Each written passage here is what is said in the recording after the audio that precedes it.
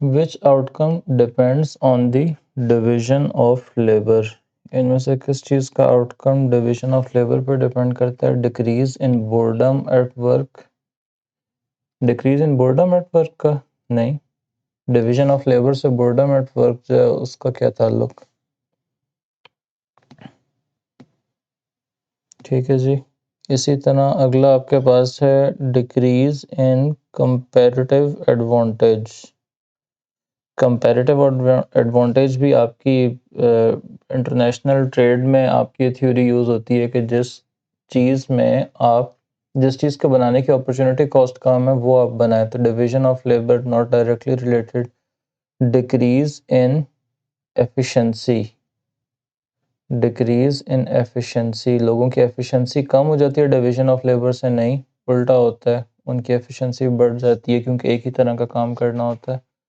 Decrease in opportunity cost, हाँ opportunity cost आपकी कम हो जाती है डिवीजन ऑफ लेबर से। ठीक है जी, तो इसका आंसर जो है जनाबे वाला वो डी होगा। आपने इसकी मार्किंग नहीं की थी इस वाले की अपने पास? अच्छा, आपने ये लिखा हुआ है। अच्छा जी, अगले में ये पूछ रहा है an increase in consumption by 1% leaves benefits available to others undiminished. Public good होगा क्योंकि ये कौन सी क्वालिटी बता रहे हैं? नॉन राइवल की बता रहे हैं। इसका आंसर डी हो गया। अच्छा जी, अगले में ये कह रहे हैं डायग्राम शोज प्रोडक्शन पॉसिबिलिटी का फार्मर ओरिजिनली जो है वो एक्स पे है, switches some of his land producing peas to from producing pears to apples। पहले जनाबे वाला वो क्या कर रहा था, वो इस एक्स पॉइंट पे है तो इसका मतलब ये है कि इतने वो एप्पल्स बना रहा था और इतनी वो पियर्स बना रहा था। अब उसने क्या किया, अब वो ये कह रहा है कि मैं एप्पल्स ज़्यादा बनाऊंगा, पियर्स कम बनाऊंगा, फ्रॉम पियर्स टू एप्पल्स। तो जनाबे वाला उसके रिसोर्सेज की बनाने की कैपेबिलिटी में तो कमी नहीं हो रही ना, तो वो एक्स से पॉइंट बी पे आ जाएगा और पहले वो इतने एप्पल्स बना रहा था A1, तो अब वो A2 एप्पल्स बना रहा है, ज़्यादा एप्पल्स बना रहा है। और पहले अगर वो P1 पियर्स बना रहा था तो उससे कम P2, तो ये ऑप्शन बी इसका आंसर होगा। ठीक है जी, इसका ये पहली बात तो सी और डी क्यों नहीं होंगे, क्योंकि उसकी प्रोडक्शन कैपेबिलिटी चेंज नहीं हो रही। ये कर्व्स चेंज तब आपके होते हैं जब प्रोडक्शन कैपेबिलिटी चेंज हो, और क्योंकि पियर्स बनाने की क्वांटिटी वो कम कर रहा है, एप्पल ज़्यादा बना रहा है, तो इस वजह से ए आंसर नहीं होगा, बी आंसर होगा। ठीक है। अच्छा जी, अगली बात क्या है, student buys a flute for $80 is unable to learn to play it. ठीक है, बांसुरी उसने शौक में ख़रीद ली और फिर उससे बजाई नहीं जा रही। रीसेल वैल्यू 80 की ख़रीदी थी, अब 50 की बिकेगी और महंगाई हो गई है तो दुकान पे इसकी जो है कीमत वो अब 95 हो गई है। ठीक है जी, तो सवाल ये है कि इसकी अपॉर्चुनिटी कॉस्ट क्या होगी? नेक्स्ट नहीं, 50 होगी। Opportunity cost next best alternative है। या तो बजानी सीख ले, नहीं बजा सकता तो उसको 50 मिल जाएंगे। अगर वो फ्लूट अपने पास रखता है, ठीक है, तो अपने पास नहीं रखेगा तो नेक्स्ट ऑप्शन उसके पास क्या है, रीसेल करेगा। रीसेल करेगा तो $50 मिल रहे हैं, तो नेक्स्ट ऑप्शन की जो वैल्यू है वो आपकी अपॉर्चुनिटी कॉस्ट है। ठीक है जी। अच्छा, ये डायग्राम आ गई supply curve for beef. What explains supply curve for beef slopes upward. इसकी अपवर्ड स्लोप क्यों होती है जनाबे वाला? Increase in demand will bring about an increase in supply. नहीं, अभी डिमांड की तो बात ही नहीं हो रही, फिर भी इस पर क्वेश्चन मार्क रख देते हैं, ये नहीं होगा वैसे answer. Farmers productivity rises as the price rises. नहीं, अगर प्रोडक्टिविटी होगी तो सेम प्राइस पे वो ज़्यादा क्वांटिटी प्रोड्यूस करेंगे, तो ये राइटवर्ड शिफ्ट होगा अगर प्रोडक्टिविटी बढ़े। अच्छा, लेकिन अब उसकी वजह समझेंगे ना, वो तो जो होना था वो हो गया, लेकिन अब उसकी वजह समझते हैं। अच्छा, फिर आगे जनाब वाला क्या है, इंक्रीज्ड प्रोडक्शन अगेन, इसकी वजह से आपका सप्लाई कर्व शिफ्ट होगा अपवर्ड। सप्लाई कर्व कोई एक्सप्लेन नहीं करता, तो सी भी आंसर नहीं है। The cost of additional beef production rises as output increases. हाँ जी, क्योंकि जैसे जैसे वो ज़्यादा बीफ प्रोड्यूस उन्होंने करना है, तो उनकी वैसे वैसे प्राइस बढ़ती जाएगी। The cost of additional beef production rises as the output increases. एक सेकेंड, एक second.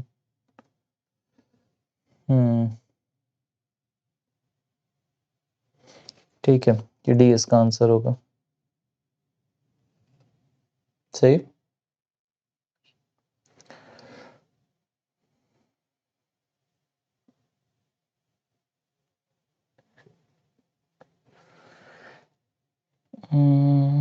Cost of additional beef production rises.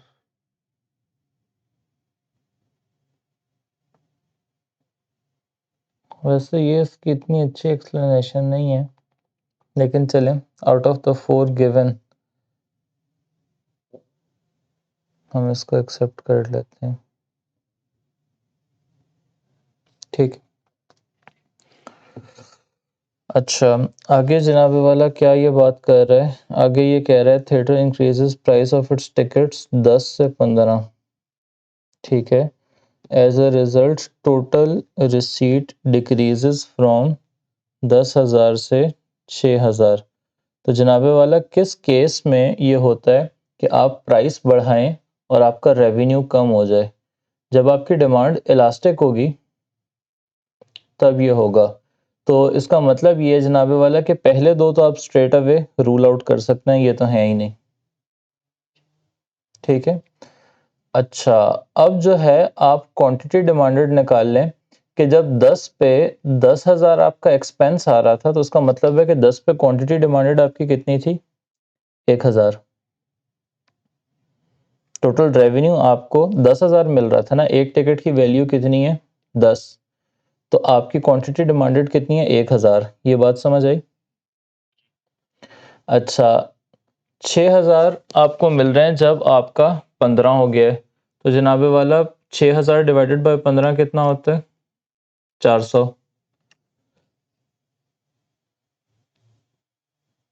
ठीक है सर। अगर कोई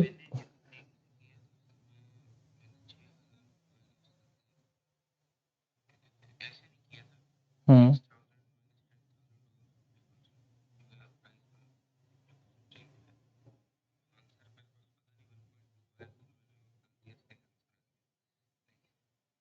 नहीं, 6,000 में से 10,000 अगर आप माइनस कर रहे हैं, आपने उसको, पहली बात तो ये कि चेंज इन एक्सपेंडिचर को क्वांटिटी से डिवाइड नहीं किया, लेकिन इन एनी केस हमने पीईडी कैलकुलेट करनी है, तो पीईडी कैलकुलेट करने के लिए हम percentage change in quantity demanded देखते हैं।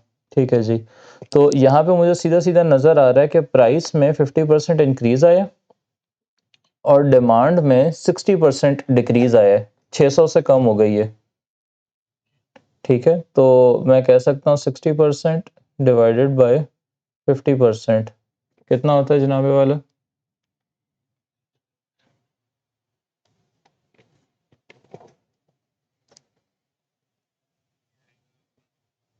1.2। ये आपका आंसर आएगा।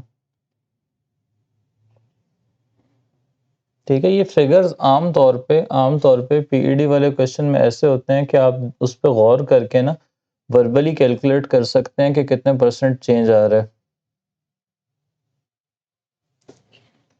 इसकी बैटरी क्यों लो हो गई है? मैंने चार्जिंग पे लगाया हुआ तो है इसको। अल्लाह अकबर।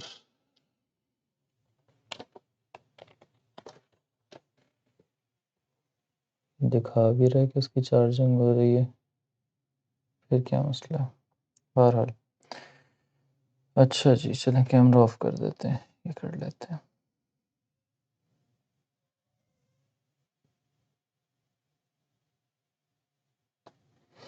अच्छा जी, taxi firm raises fares at its busiest time by as much as 5 times the normal fare। उनके जो नॉर्मल फेयर्स हैं उससे 5 गुना कर दिए बिजी टाइम पे, ठीक है। Taxi drivers and customers are notified of changes by mobile phone. What will result from this policy?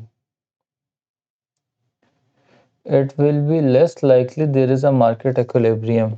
क्यों मार्केट इक्विलिब्रियम तो आपका हर प्राइस पे होगा, लेस लाइकली क्यों है जनाब? फिर इसी तरह potential customers will have less perfect information. नहीं, जो सबके पास मोबाइल फ़ोन है, हाँ बता रहे हैं, तो लेस परफेक्ट इंफॉर्मेशन क्यों?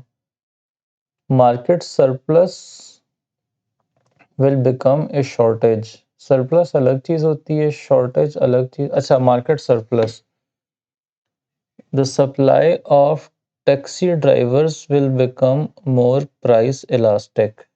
अच्छा, ये आखिरी दो पे अगर थोड़ा गौर करें, वो कह रहे हैं जनाबे वाला कि पहले आपके पास मार्केट सरप्लस था और अब आपके पास शॉर्टेज हो जाएगी। पहली बात तो ये है कि शॉर्टेज आमतौर पे आपकी तब होती है जब आपकी प्राइसेस कम हो, या प्राइसेस कम तो नहीं हुए। ऐसे थोड़ी होता है कोई चीज़ महंगी हो जाए और उसकी शॉर्टेज हो जाए। शॉर्टेज तो तब होती है ना, मतलब होता ये है कि चीज़ शॉर्ट होती है तब महंगी होती है, लेकिन अगर कोई चीज़ पहले महंगी हो तो फिर उसकी शॉर्टेज नहीं होती। समझ आ रही है बात?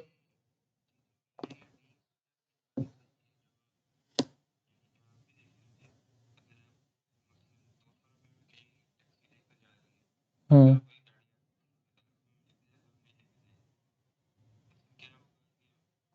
लेकिन डी में वो कुछ और बात कर रहा है, डी में वो सप्लाई की बात कर रहा है, डिमांड की बात नहीं कर रहा।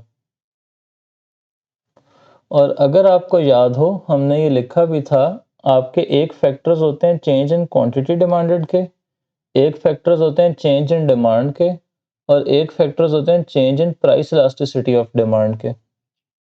इसी तरह आपके 3 फैक्टर्स होते हैं, एक होता है चेंज इन क्वांटिटी सप्लाइड का, सिर्फ ये प्राइस से चेंज होती है।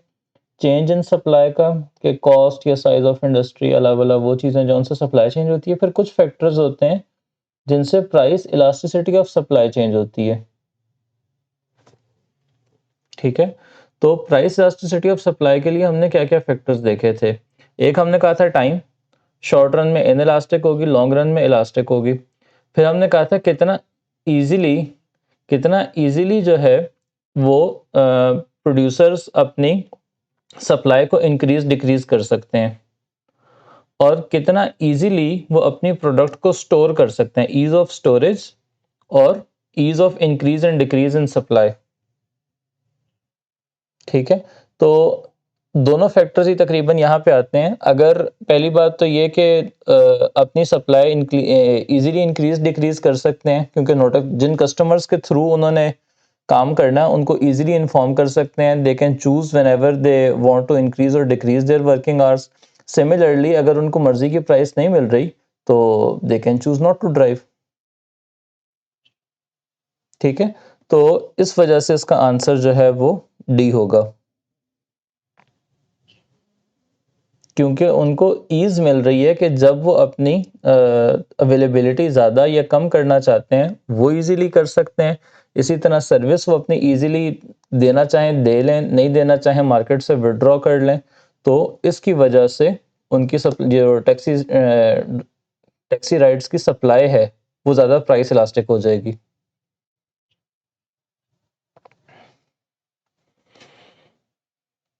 ठीक है। अच्छा, अगली बात, question number 8, the table shows Shahnaz and Sunil's price demand meals and theatre tickets. अच्छा, अब जनाबे वाला क्या हुआ है, rise in price of restaurant meal जो है वो महंगे हो गए हैं, खाना आपने खाना वो आपको ज़्यादा महंगा मिलेगा, ठीक है। और fall in price of theatre tickets, theatre ticket जो हैं वो सस्ते हो गए हैं। अच्छा, इससे आप क्या कंक्लूड कर सकते हैं? Restaurant owners will receive more income. Restaurant owners को तब इनकम ज़्यादा मिलेगी अगर दोनों की डिमांड प्राइस इनइलास्टिक हो और वो प्राइस बढ़ा दें। लेकिन यहाँ दोनों की डिमांड प्राइस इनइलास्टिक नहीं है, एक की प्राइस इनइलास्टिक है। शहनाज की प्राइस इनइलास्टिक है, रेस्टोरेंट मील्स की डिमांड। सुनील की नहीं है, इसकी प्राइस इलास्टिक है। अगर दोनों की प्राइस इनइलास्टिक होती ना और रेस्टोरेंट मील्स की प्राइसेस बढ़ जाती तो तब रेस्टोरेंट ओनर्स की इनकम ज्यादा होती। अभी हम नहीं बता सकते, वी कैन नॉट टेल। अच्छा, Shahnaz will spend more money. नहीं, ये भी ठीक नहीं होगा, क्योंकि इनइलास्टिक होने का मतलब ये नहीं है कि आपकी जब कीमत बढ़ेगी,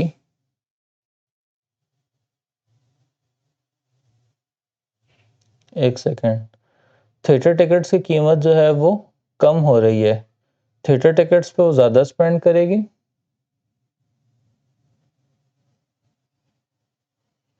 और रेस्टोरेंट मील्स की प्राइस बढ़ रही है, तो रेस्टोरेंट मील पे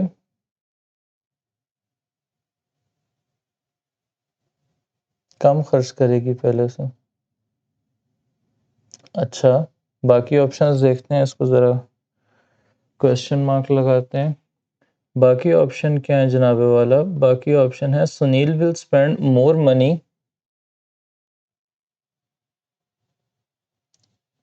पीईडी दी हुई है ना इनकी।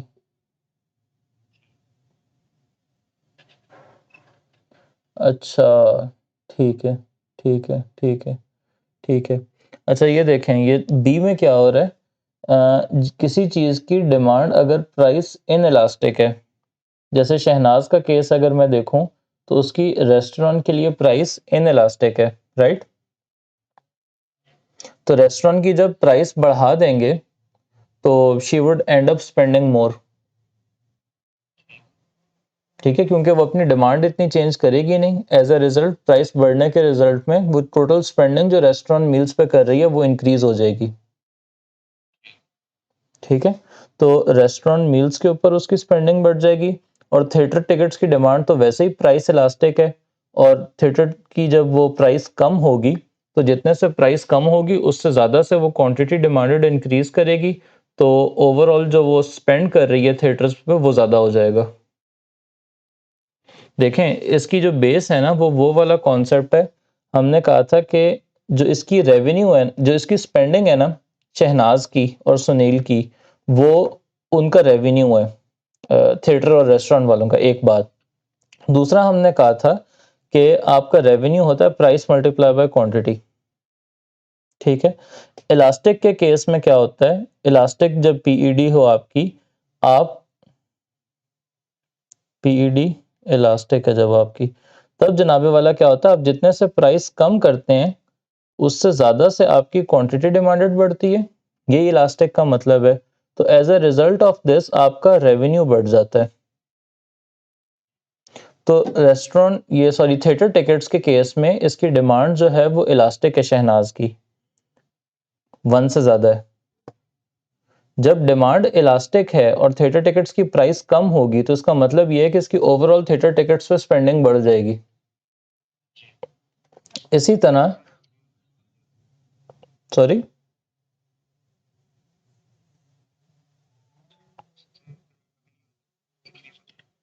हाँ, इसका स्पेंडिंग बढ़ जाएगी, उनका रेवेन्यू इंक्रीज हो जाएगा।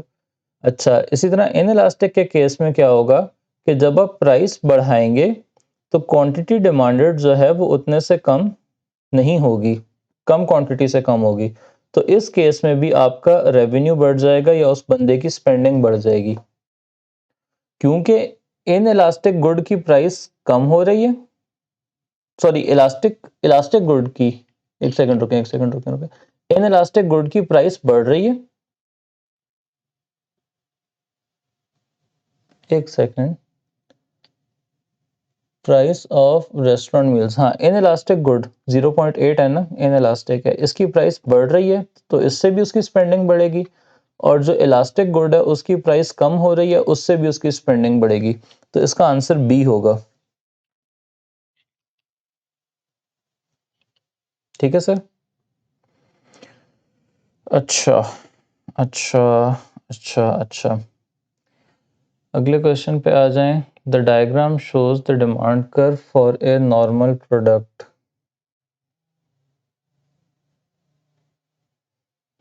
कौन से दो पॉइंट्स जो हैं indicate a move from price inelastic from price elastic to inelastic? Z to Y।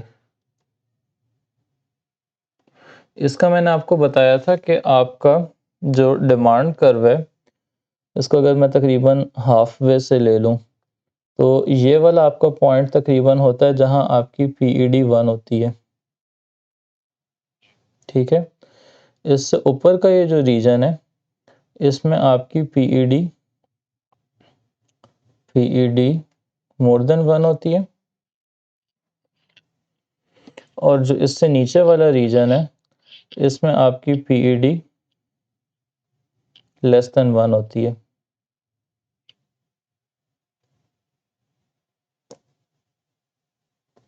ठीक है।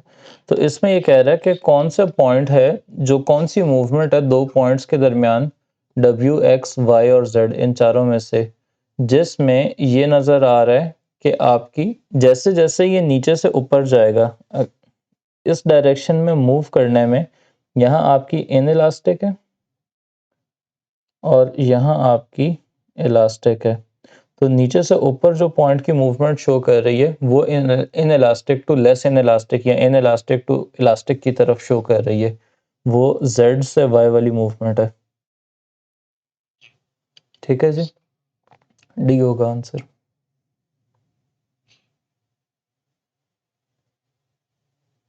Y to Z will become hmm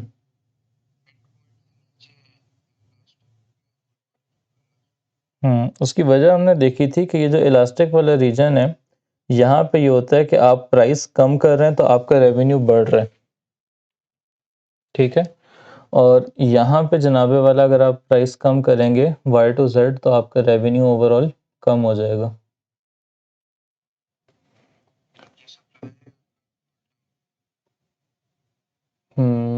I think so. एक सेकंड रुकें, उसके लिए जनाबे वाला क्या होगा। अच्छा, नेक्स्ट जो है हमारे पास question number 10, diagram supply of a product increases,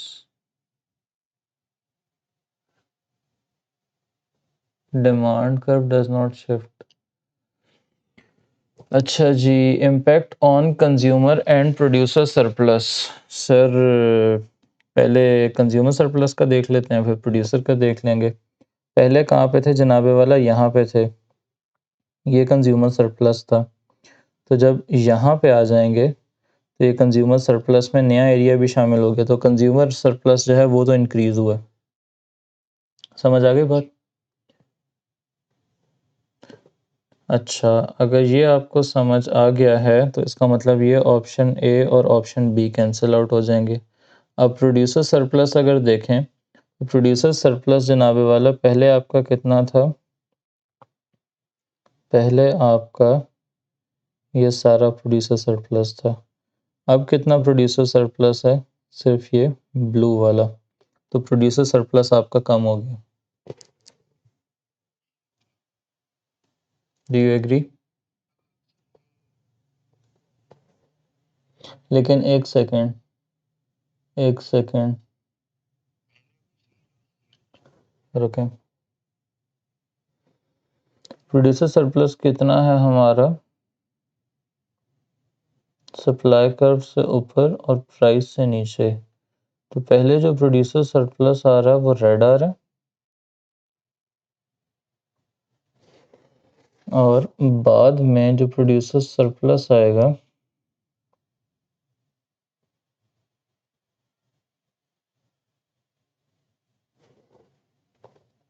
hold करें, देख लेते हैं, देख लेते हैं रुकें इसको थोड़ा।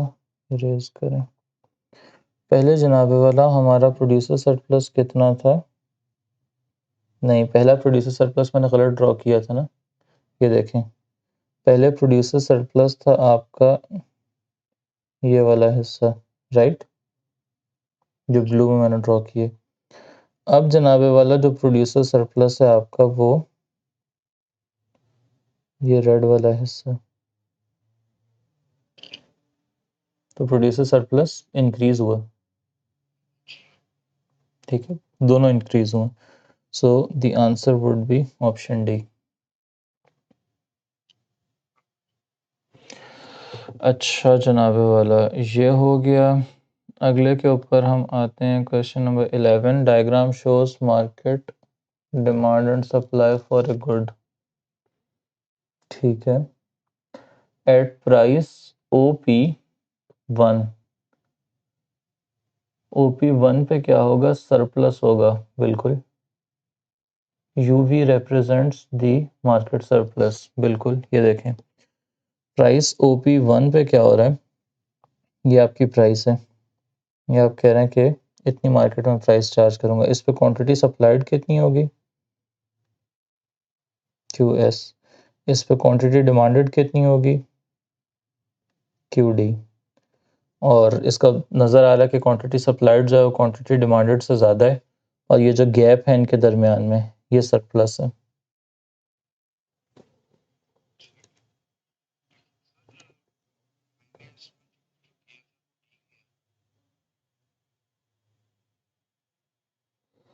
अच्छा, उसकी, ठीक है, ठीक है। मार्केट सरप्लस चलें। इसमें जो एक इशू है, ये मार्केट सरप्लस जो होता है, दोबारा से एक दफ़ा, दोबारा से, हमारे पास प्राइस OP1 पे क्या हो रहा है?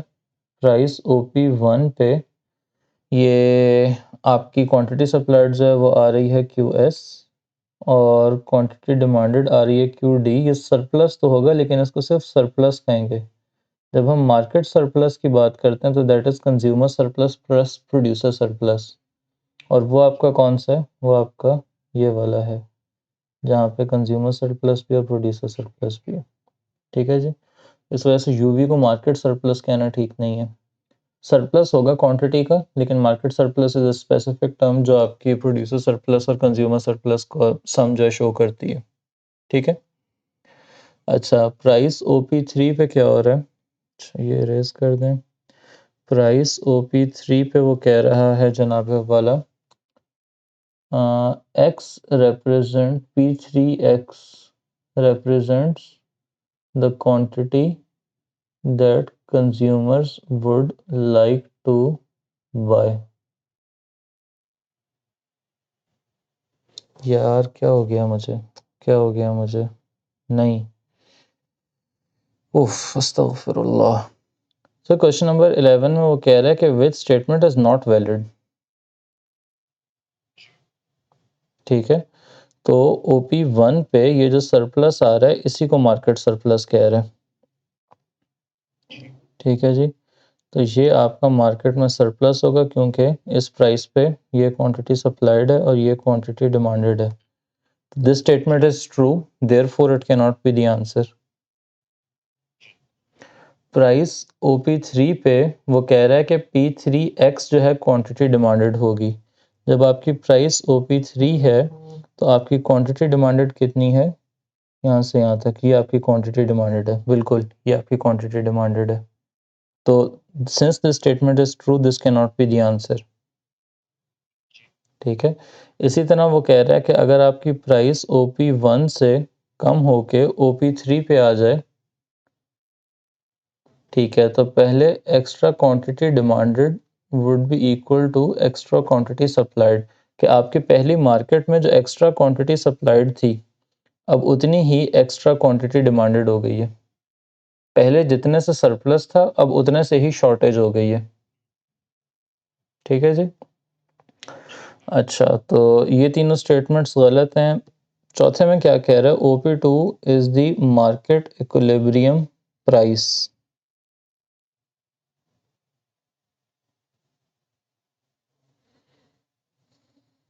अब ये क्यों गलत है? ये सही तो कह रहे हैं।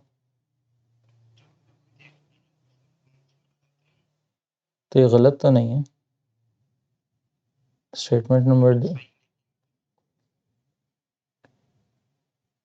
मेरे भाई स्टेटमेंट नंबर डी ट्रू है।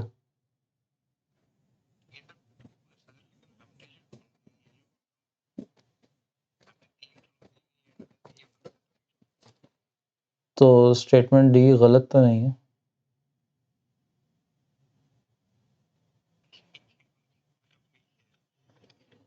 सर स्टेटमेंट वन फॉल्स है। सर स्टेटमेंट वन फॉल्स है। स्टेटमेंट स्टेटमेंट वन ट्रू है। स्टेटमेंट वन ट्रू है। स्टेटमेंट बी ट्रू है। स्टेटमेंट सी ट्रू है। स्टेटमेंट डी भी ट्रू है।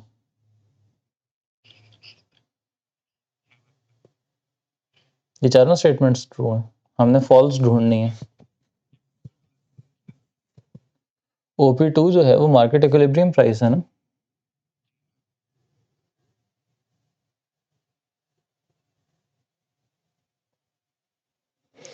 अच्छा, इसमें ये होगा कि ये जो स्टेटमेंट है ये मैंने सी सही से असेस नहीं की है।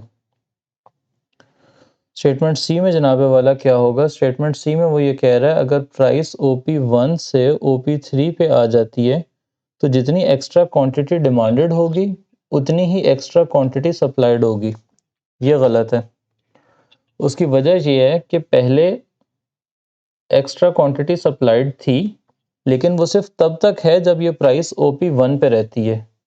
जब प्राइस OP1 पे रहेगी तब इतना सरप्लस होगा, लेकिन जैसे ही ये OP3 पे आएगी तो अब वो सरप्लस गायब हो जाएगा। अब सिर्फ शॉर्टेज होगी। सप्लायर्स जो है वो सप्लाई विड्रॉ कर लेंगे। अब शॉर्टेज होगी, वो शॉर्टेज उतनी ही क्वांटिटी से हो रही है जितने से पहले सरप्लस था, लेकिन अब वो सरप्लस वाली क्वांटिटी जो है वो मार्केट में अवेलेबल नहीं होगी। सप्लायर्स वो सप्लाई विड्रॉ कर लेंगे। तो ऐसा नहीं है कि एक्स्ट्रा क्वांटिटी डिमांडेड।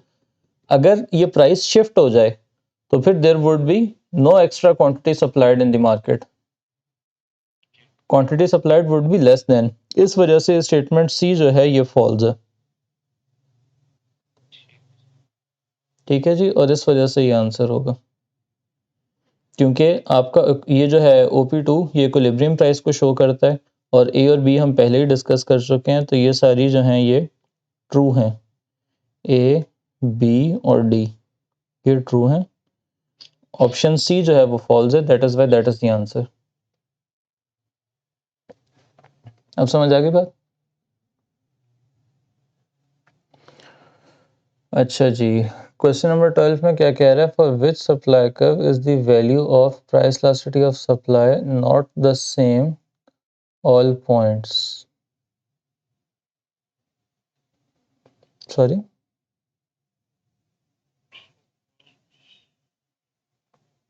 जो आपका S2 और S4 है, ये तो स्ट्रेट अवे हमें पता है कि इनमें एक परफेक्टली इन इलास्टिक है ये वाला, और ये वाला परफेक्टली इलास्टिक है, तो इनमें थ्रू आउट सेम वैल्यू होती है, तो ये दो आंसर नहीं हो सकते।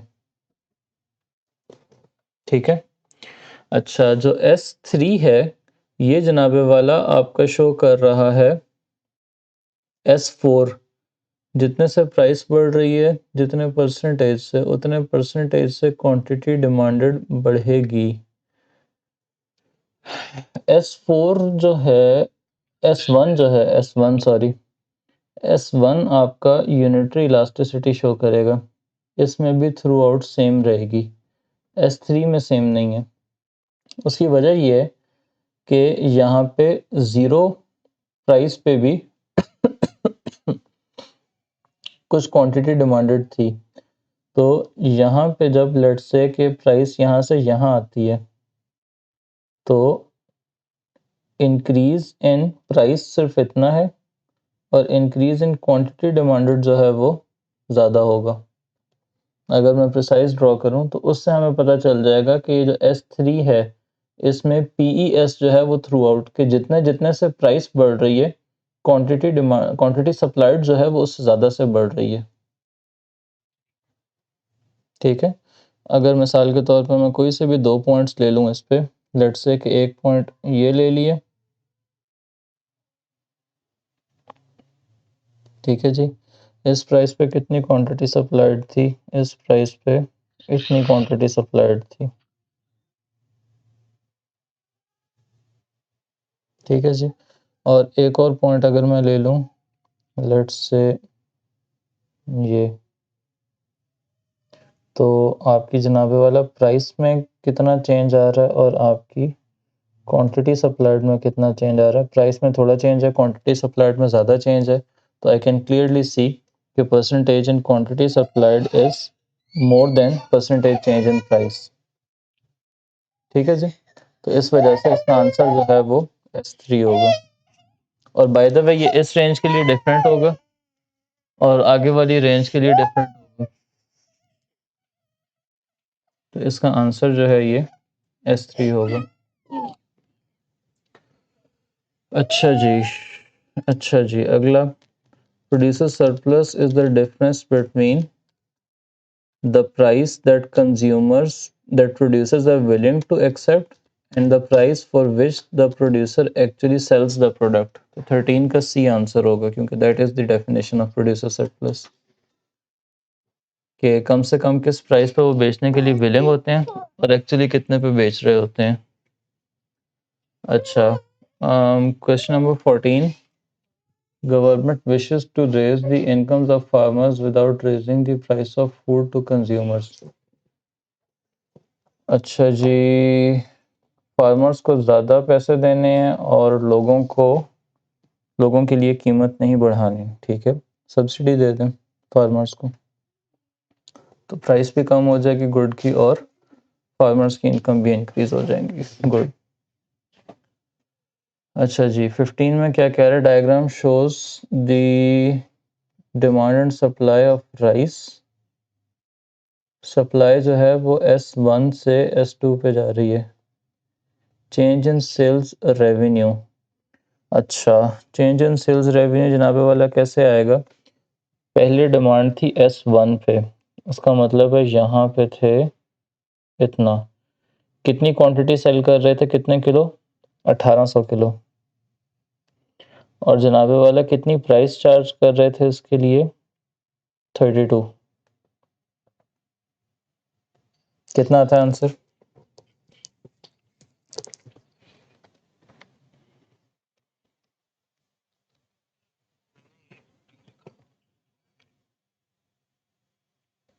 सही है, जो मैंने पूछा उसका बताया ना।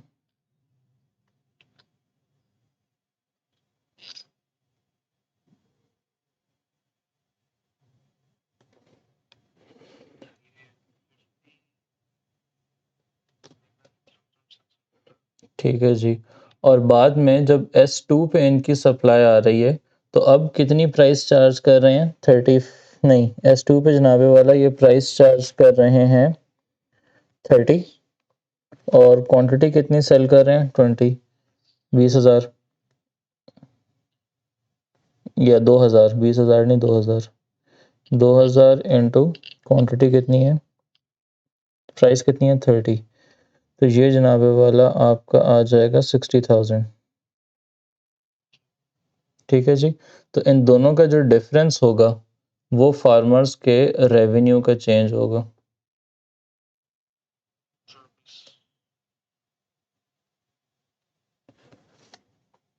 $57,000 per kg %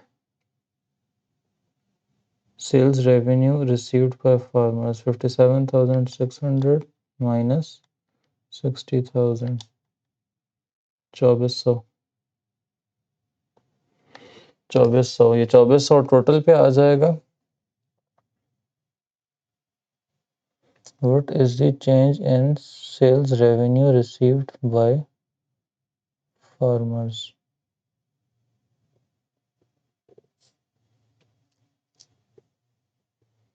अच्छा, रुकें, वो मैंने 1800 गलत किए, वही चीज़ होगी आपकी सिंपल, ठीक है, ये 1800 नहीं है, ये आपके जो एक्स एक्सिस पे आ रहा है, ये मैक्सिमम जो क्वांटिटी सप्लाई कर सकते हैं वो 100 कर सकते हैं, और एक्चुअली कर कितनी रहे हैं 18, जो पहला इक्विलिब्रियम है S1 पे, और इसकी प्राइस कितनी चार्ज कर रहे हैं 32। तो ये आपका आ जाएगा 32 इंटू 18। और जनाबे वाला बाद में जो इनकी प्राइस हो रही है वो हो रही है 30, और उस पर क्वान्टिटी क्या सप्लाई कर रहे हैं ये 20। तो ये आपका आ जाएगा 30 इंटू 20, और इन दोनों का जो डिफरेंस आएगा दैट वुड बी 24 सेंट्स।